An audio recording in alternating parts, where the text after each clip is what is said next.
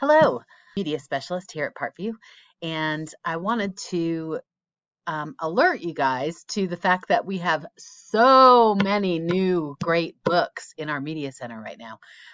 So I'm hoping that maybe I can encourage you to check out some of these new books. And I have two more shipments of new books coming in over the next 3 weeks. So all kinds of exciting stuff going on in here.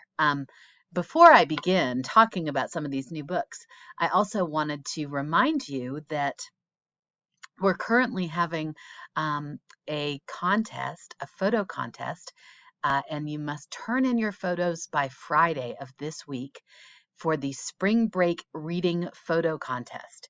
So that is to be of you reading a book while you're on spring break. Okay, so the creative winner of this contest will get a dozen donuts. Yum. And even digitally, you can turn this in and I will arrange a time for you to pick up your donuts. Okay, so it's open to everyone and faculty. So that should be fun. All right, so I want to talk about some of these books because there are so many incredible books out there. The first one I wanted to bring your attention to is called The Edge of Anything. Okay, this one looks amazing and it has a little bit of everything. It has a little bit of grief.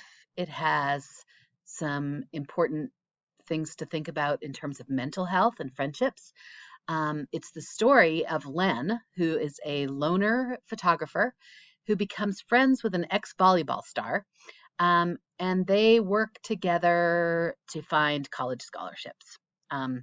So it's really, really a good read. So you might want to check that one out. The next one I wanted to bring your attention to is not necessarily a new book, but one that I just read, and I thought this is really interesting because this is the story of one of Cinderella's evil stepsisters, but it's from her perspective. So you get this whole other look at who she is and why she is the way she is.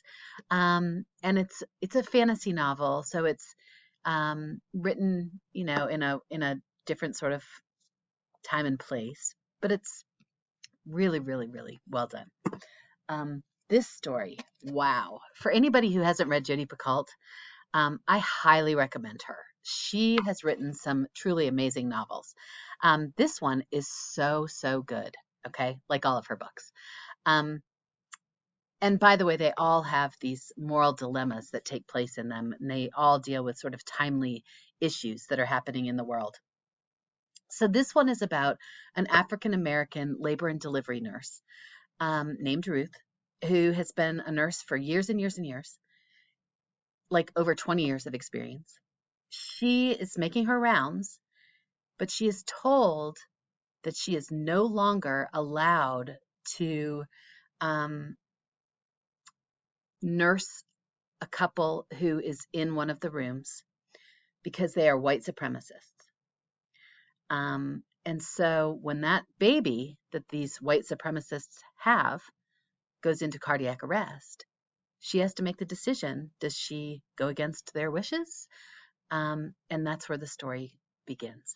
So, wow, it is a powerful, powerful story. This one that I just wanted to tell you about is a true story. It's a memoir about a girl who grew up in an absolutely crazy, impoverished family and how she finds her way out of this. She didn't even have any formal schooling until she was into her late teens and ends up just doing amazing things in life. And sometimes I read this as I was reading it, I was thinking, wow, can this be real? Okay. This book is an adventure story. I'm so glad that we have copies of it here now because it's truly an adventure story.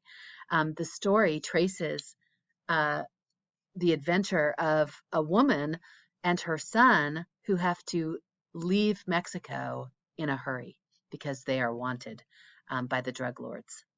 And it is action packed. It is really, really high interest and action packed. So if you're into reading a story that has people hopping on the tops of trains to try to get from one place to another. It's a fascinating story. This one seems so interesting to me, and possibly you can see in the background that, oh, I guess I have to point that way. There we go. You can see that I absolutely love Paris, France. This Paper Girl, the Paper Girl of Paris. This is just appealed to me because, first of all, I love Paris. I love the food, the language, the vibe. I like everything. So this book really spoke to me. It's the story of a 16-year-old named Alice who was left a mysterious Paris apartment by her deceased grandmother. So she spends an entire summer in Paris at this mysterious abandoned apartment where she uncovers a family secret. So interesting. Good stuff. Here's another book for you sports fans. Here's The Catch. The Memoir of the Miracle Mets. All right. This is the story of the Mets' 1969 World Series win as told by right fielder Ron Swoboda. All right. It traces the season, the game, game by game. It adds in great details about who he played with and against, and it's a great story for baseball fans. So, and the last one I'll talk about, even though there are so many, is Thinner, which is not a new book at all, but it's new to our media center. This is one of Stephen King's best kept secrets. It is a short little book, so you can read it quickly. This is just a horror story about a man who gets a curse put on him by a gypsy. And the curse is, as you can guess, for him to become thinner. So if you're into that sort of a spooky, scary thriller, this might be for you. Okay. I've gone on long enough. I hope that you might have seen a book that you're interested in and would like to check out. We have so many other books as well. Please come by and tell me what types of books you like. I can suggest all kinds of good books or print you a list of books in the particular genre that you're interested in. I look forward to seeing your spring break photo contest entries and to talking to you about good books in the very near future. Thank you.